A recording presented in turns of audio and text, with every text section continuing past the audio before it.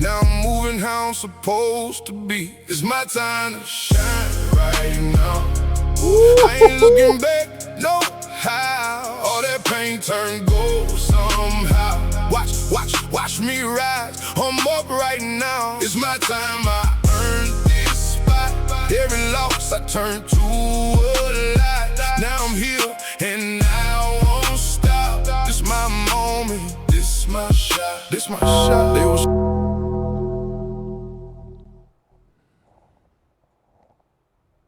You already know the deal. Crash the party. The name is Rick Drogo. I don't need promo. 1v4. I'll knock your whole squad solo. I don't play around. I'm really built like that. I'm really built like this. Episode 30. That's what I'm standing on. I'm standing on business. Episode 30. Hello there. And we're not playing around. I'm pulling up today like the U.S. Army. And that's what we're going to watch today. We're going to learn exactly how strong the U.S. military is. Now, this was back in 2025. I haven't found one that looks this good for 2026. But we're going to ride with it, and we're going to check it out. The video is about 17 minutes long.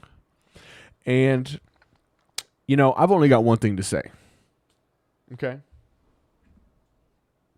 Look at me. Okay? If you want to be great, you need to do great things. I mean, am I getting complicated here? And guess what? This goes hand in hand. Now you got to listen. This part is important. Nothing changes if nothing changes. Oh my goodness. Hit a sound effect. Nothing changes if nothing changes. Okay? If you're not going to change, why would you expect things to change in your life? For so many years, I walked around expecting to be great, expecting great things to happen, but I never changed. Okay? I had to look myself in the mirror. Get out! And say, get out of here, boy. Thank God I got all the wake-up calls that I did. Thank God I lost everything. Thank God that I got another chance to get back up. And that's all I want to say today is, if you want to be great, you got to do great things. And nothing changes if nothing changes. So get up and try again. Get up and try again. That is what I will preach to the day I die, is I never quit. I always tried. I kept trying. I've been relapsing on drugs and alcohol for over 20 years. I've been trying to get it right. I'm 42 years old now. I've been clean and sober for over a year. I haven't done any drugs for over 5 years, almost 6 years now. I quit drinking over a year ago, March of last year. And, man, my life is better than ever now because I didn't give up. And even now, I continue to make mistakes, but as soon as it happens or as soon as I'm aware of it, we got to do something about it. We can't just keep making the same mistakes anymore. Not where I'm at. Anyways.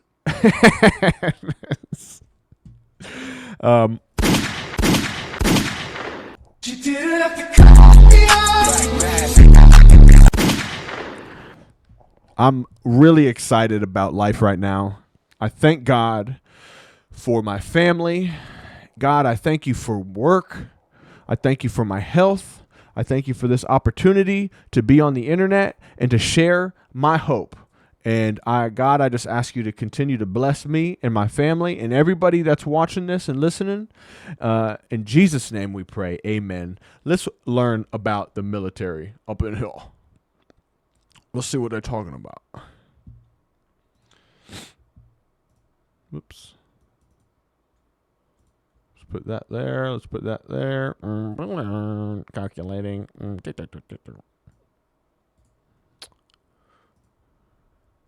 And we're going to get out of here. I got the next, hopefully, if the weather permits, I'm going to be doing roofs for the next 10 days in a row. No days off because it's been raining so much. And we're going to bust it down. So I'm going to be shooting videos from the truck, from the job site, maybe some from home. I don't know what my schedule is going to look like yet, but we're going to keep it rolling.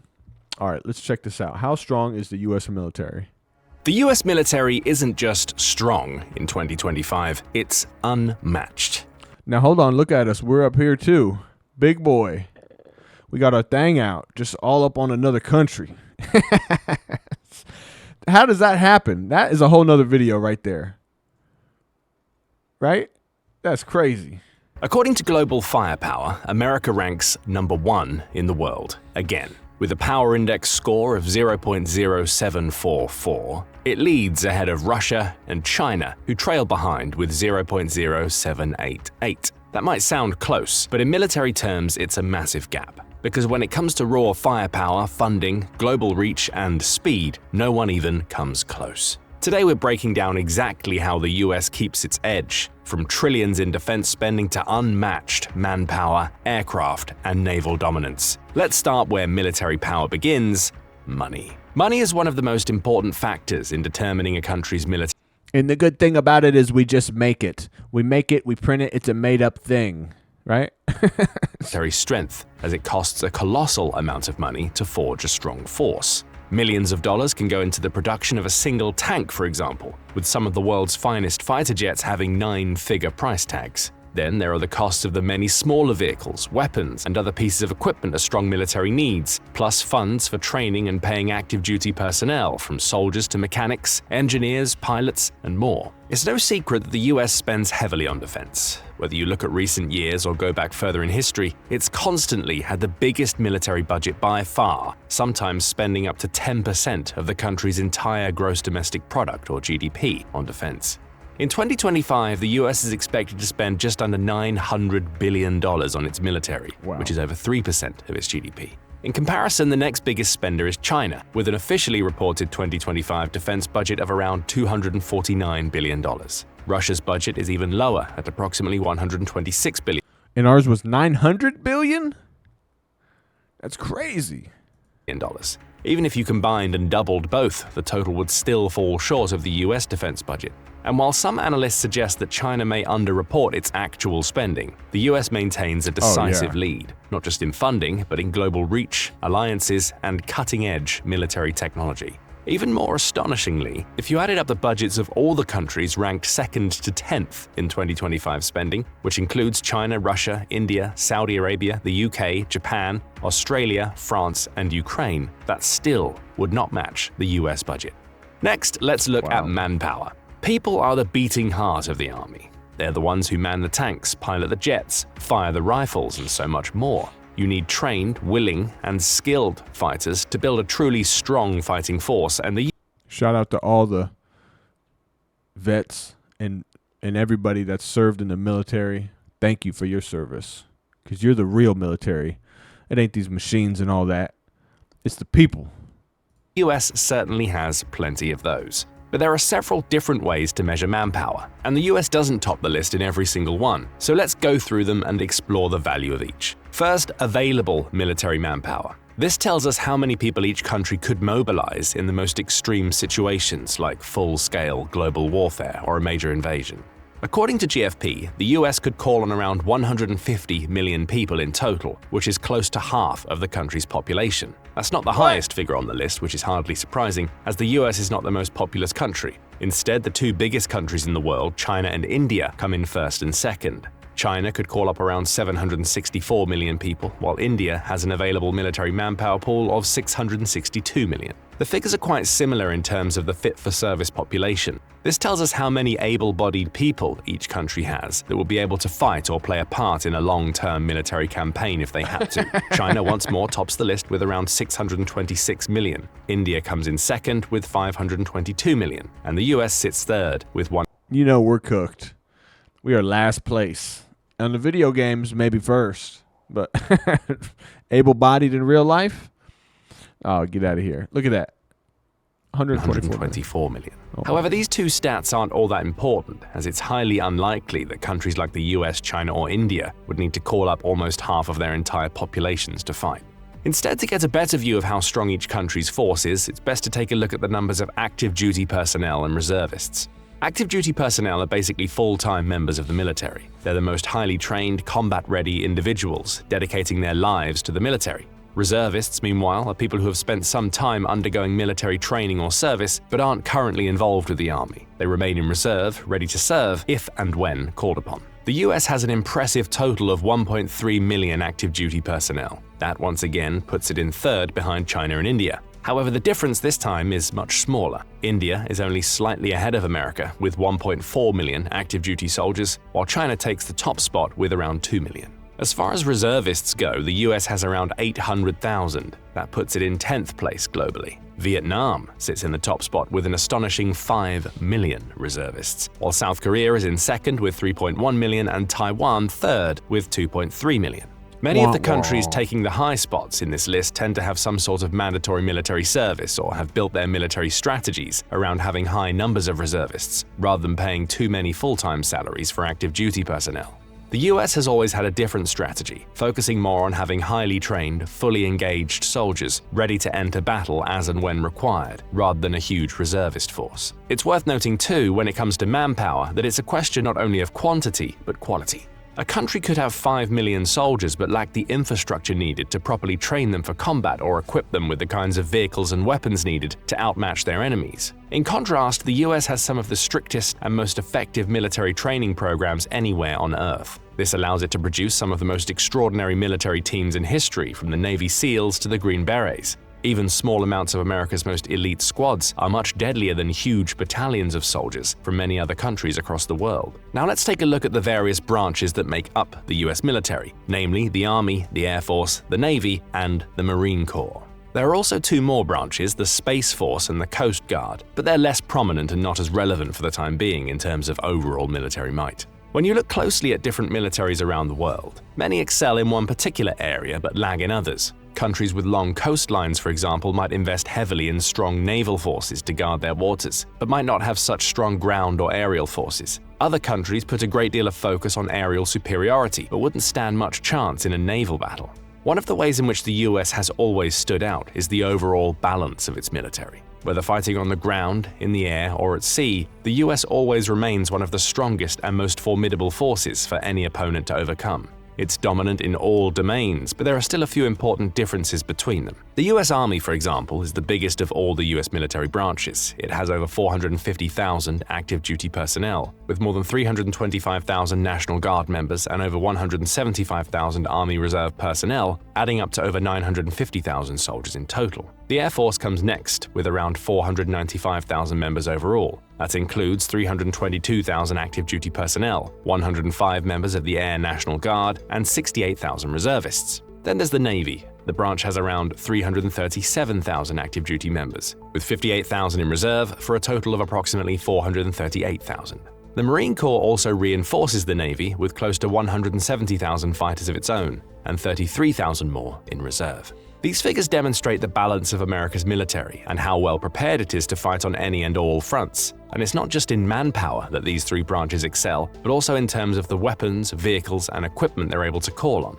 The US Army, for example, has some of the most powerful tanks, vehicles, artillery systems, and rocket launchers by far. GFP's data gives the US 4,640 tanks in total. Of those, the M1 Abrams is the primary choice. This third-generation battle tank often tops experts' rankings of the world's toughest tanks. It's one of the heaviest in the world, tipping the scales at more than 73 tons, and has some of the strongest, most impenetrable armor around. A defensive powerhouse, it's also packed full of firepower with a 120mm smoothbore cannon, multiple mounted machine guns, and some models even come with smoke grenade launchers too. The M1 Abrams is a long-running member of the US military, having been used as far back as the 1980s. The Army has steadily improved it over the years, upgrading the older models with modern features and technologies. One of the most recent variants of the tank is the M1A2 Abrams SEP-V3, fitted with superior defense against explosions, next-gen armor, and an added auxiliary power unit. Some countries boast more tanks overall than the US. China has 6,800 at the latest count, while Russia has 5,750.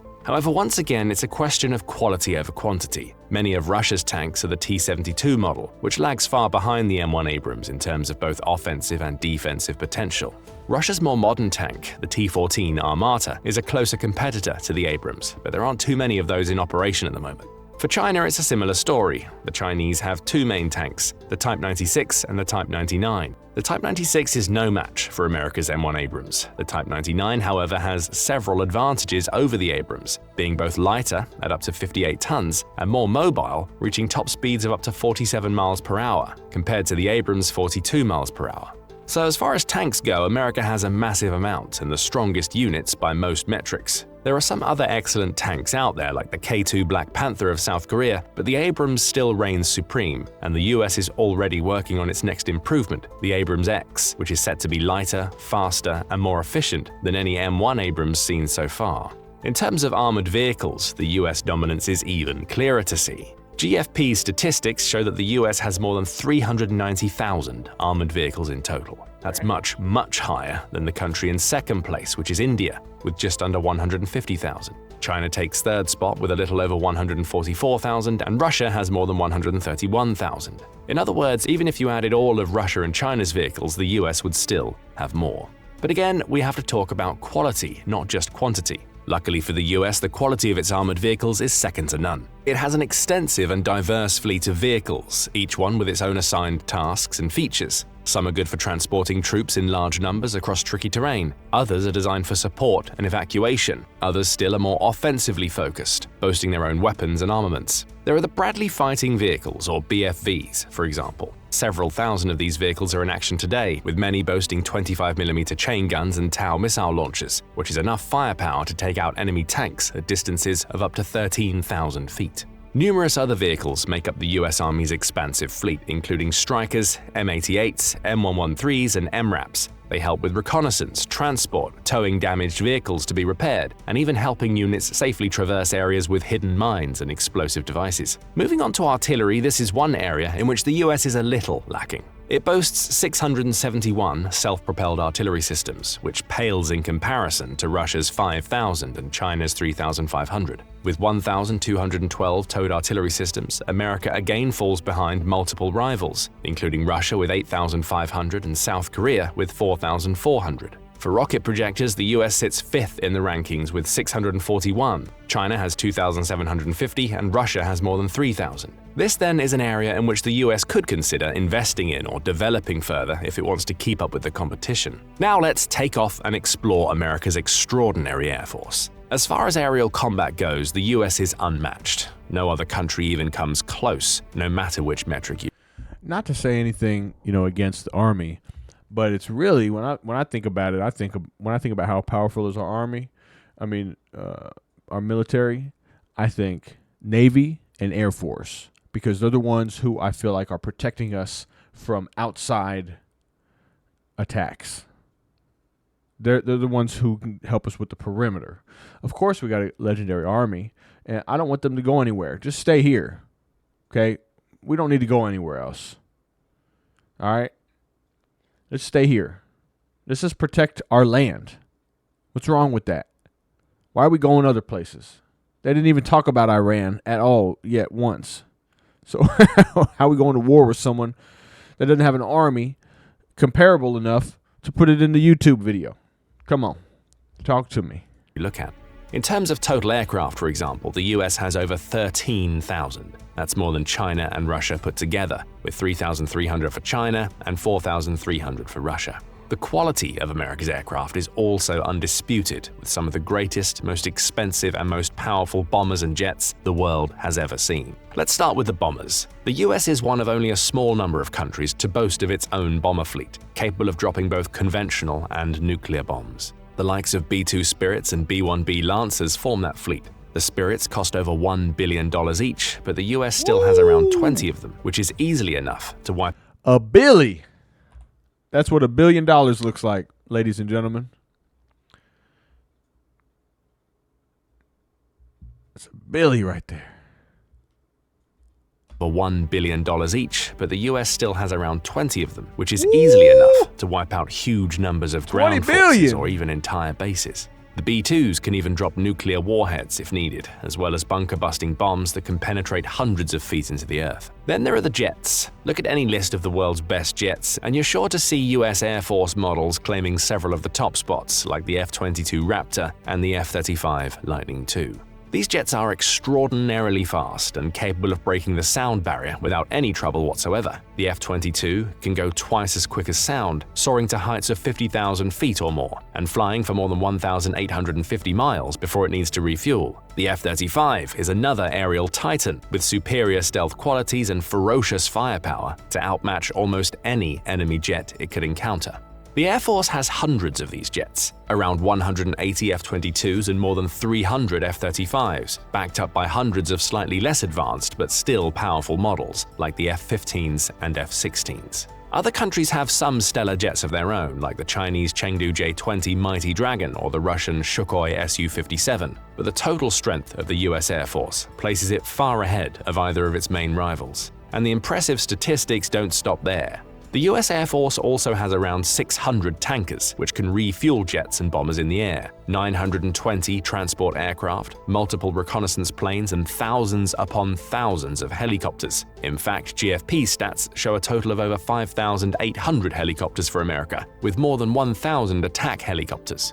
Other countries cannot compete with that. Russia is the nearest rival, but only has a fraction of the American tally, with 1,651 helicopters and 557 attack units. Finally, let's look at the US Navy and assess how well prepared America is for combat at sea. Yet again, the US dominates many statistics in this category, though not quite as many as it does on land or in the air. As far as overall navy sizes go, for example, China takes the crown. It's invested massively in its naval force over recent years and can now call on over 750 vessels, including warships, submarines, and more. America's navy is the second largest, with a total of 440 vessels. No. Of those vessels, 11 are... That's not going to cut it, guys. We need more. We need more in the water. This is our problem now. This is our problem now. We need more guys in the water. Did you see that number? Almost half. Second largest, with a total of 4. And you know China and Japan are lying. They are not telling us the truth about them ships. They got 2,000. 750? I already know they got 2,000. Everything that they're telling us is a lie. Why would they tell us the truth? Huh?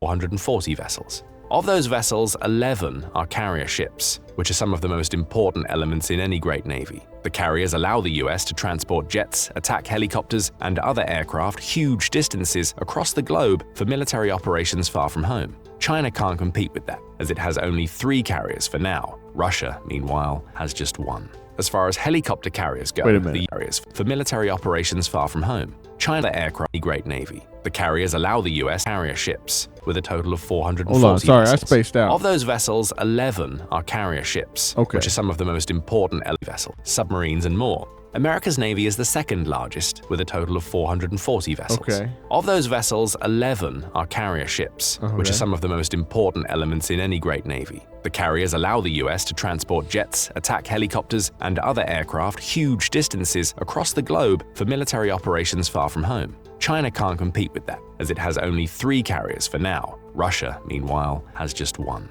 As far as helicopter carriers go... Yeah, but it's just 11.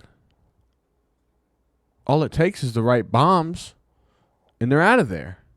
We need 100 of those carriers. The US again leads the way with 9. China has 4, along with Japan, and Russia has none. Again, this gives the US a huge edge in terms of planning and implementing long-running, long-range military operations anywhere. I don't think 9 and 4 is that big of a difference when it comes to these. And you know, I am the expert. I've been playing Call of Duty not my whole life, Call of Duty's whole life.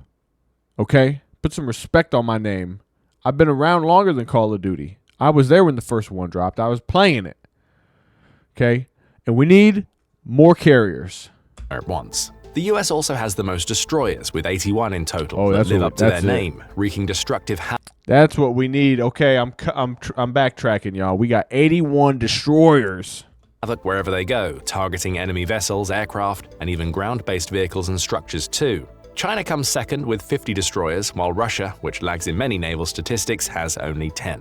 Not all naval forces float on the water's surface. Some lurk down in the depths, hidden from view, waiting to strike. Submarines make up another large part of the US Navy fleet, with 70 in total. Russia sits in second with 63, while China has 61. So by almost all of these major metrics, the US Navy is ahead of its competition. It has a mighty naval force with some of the finest subs, destroyers, and colossal carriers to conduct all manner of military operations at sea. But there are still a few areas of improvement. The US has 0 frigates, for instance, while many countries 0 frigates?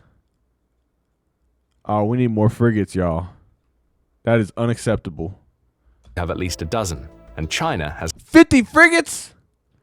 I don't even know what a frigate is, but they got 50. We got none. close to 50. America has no patrol vessels either. What's a frigate, man?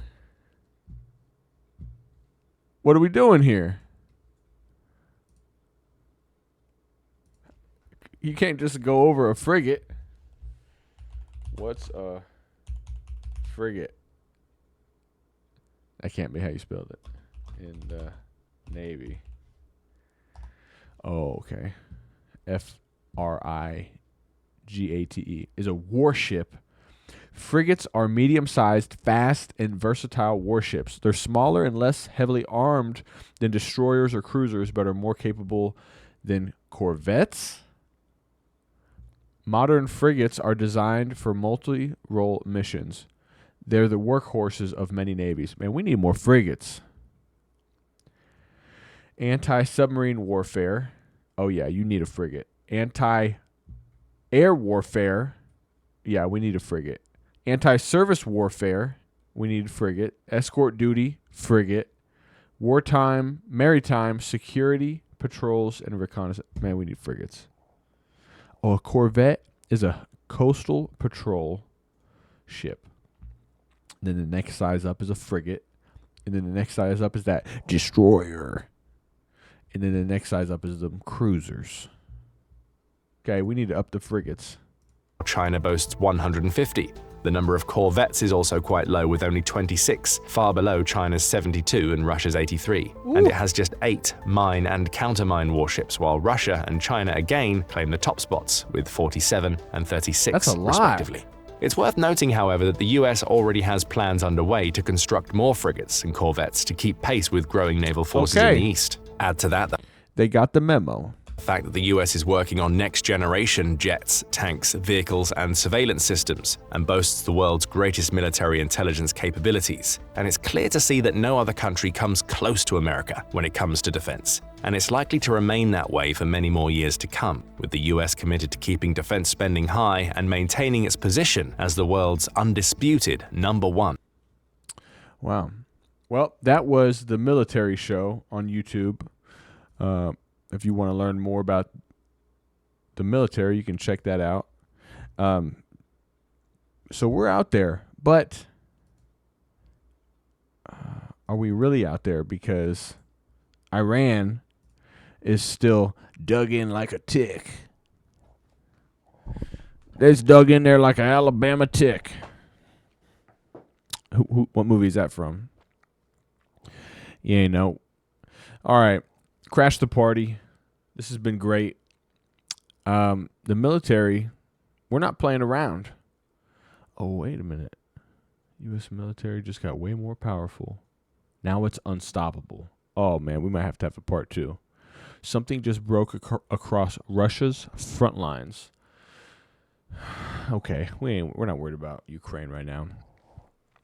Remember, nothing's going to change if nothing changes. I'm that guy. I know.